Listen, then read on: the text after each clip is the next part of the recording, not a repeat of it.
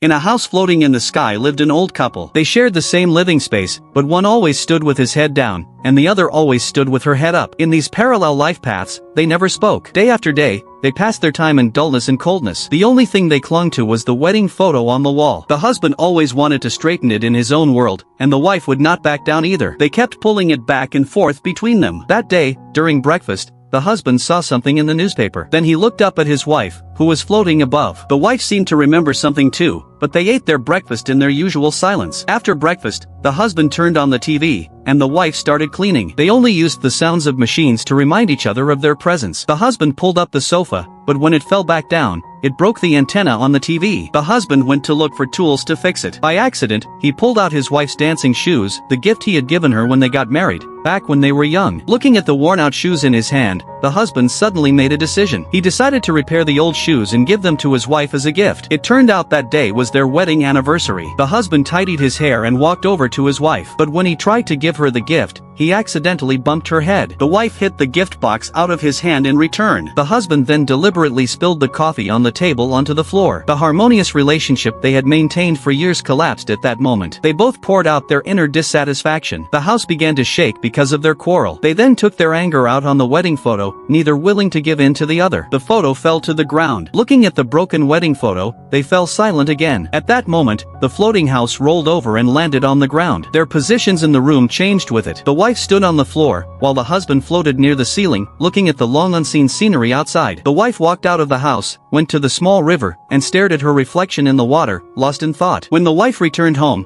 she saw the husband sleeping on the hanging sofa. She noticed the gift she had knocked over. It was the repaired dancing shoes. She picked up the wedding photo and hung it back on the wall. Then she went to the shoe cabinet and took out all her shoes. When the husband came back home, he tripped over the shoes on the ceiling. His wife had nailed all her shoes to the ceiling. Then she climbed up to the ceiling. They hugged each other tightly.